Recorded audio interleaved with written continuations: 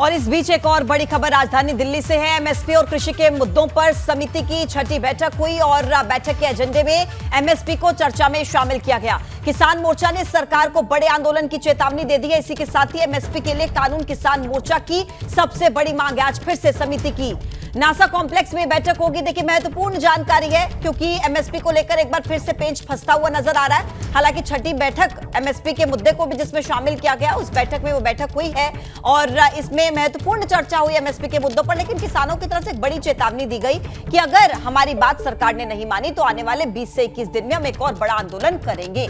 छठी बैठक हुई है। समिति जो बनाई गई थी किसानों के लिए एमएसपी पर बातचीत करने के लिए, उसको लेकर यह छठी बैठक और इसमें एजेंडे में एमएसपी को चर्चा में शामिल किया गया। किसान मोर्चा ने सरकार को बड़े आंदोलन की चेतावनी इसी के साथ दी है।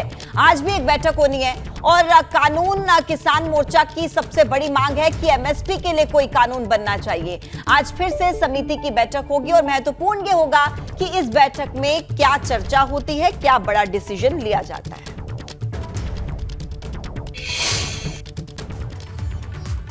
देखिए, किसानों ने दिल्ली कूच करके एमएसपी के मोर्चे पर आंदोलन की चेतावनी दे दी है और बारिश ने किसानों की फसल को बर्बाद भी कर दिया।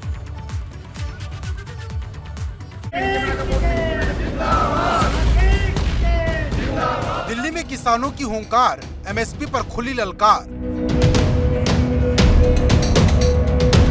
सड़कों पर किसान आंदोलन वाली चेतावनी।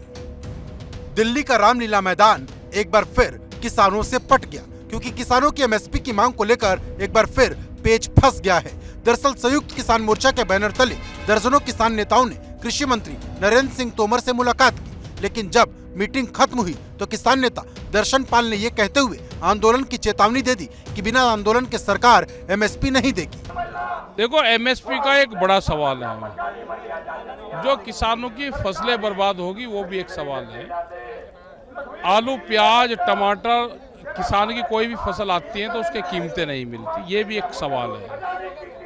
किसानों और सरकार के बीच बैठक में 5 मुद्दों पर चर्चा हुई, जिसमें पहला मुद्दा एमएसपी की कानूनी गारंटी पर था, तो दूसरा शहीद परिवारों के किसानों को मुआवजा देने की मांग की गई और तीसरा मुद्दा किसानों पर दर्ज मुकदमे वापस लेने को था और चौथा मुद्दा केंद्रीय गृह राज्य मंत्री अजय मिश्र टेनी को हटाने का, जबकि 5वां मुद्दा विद्युत संशोधन विधेयक पर था। लेकिन जिस तरह से महापंचायत के जरिए किसानों ने आंदोलन की बात कही, उससे सवाल बड़ा हो गया कि क्या फिर एक बार किसान सड़क पर जुटेंगे, क्योंकि किसान दिल्ली कूच करने लगे हैं।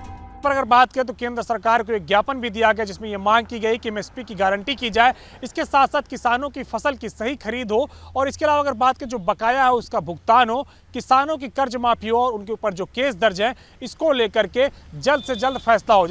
लेकिन जहां किसान हुंकार भर रहे हैं तो दूसरी तरफ यूपी के गन्ना मंत्री लक्ष्मी नारायण चौधरी इसे राजनीतिक हथकंडा बता रहे हैं। अपनी राजनीति करने के लिए कहीं न कहीं अब किसान आंदोलन को काफ़ी दिन हो गया, उत्तर प्रदेश के चुनाव से पहले वो किया गया था, अब फिर पार्लियामेंट आ रहा है तो ये स्वाभाविक बात होती है कि अपनी राजनीति चमकाने के लिए कुछ न कुछ आदमी करता ही है। सुनियोजित तरीके से कुछ लोग इस कार्यक्रम को करते हैं, लेकिन देश का किसान मोदी जी के साथ खड़ा है। वहीं इन सब के बीच बारिश की मार ने किसानों की फसल बर्बाद कर दी है, क्योंकि पिछले 2 दिन से अलग अलग जिलों में बारिश हो रही, मतलब किसानों के सामने दोहरी लड़ाई है। एक तरफ एमएसपी के मोर्चे पर तो दूसरी तरफ कुदरत के मोर्चे पर। Bureau report, ABP Ganga.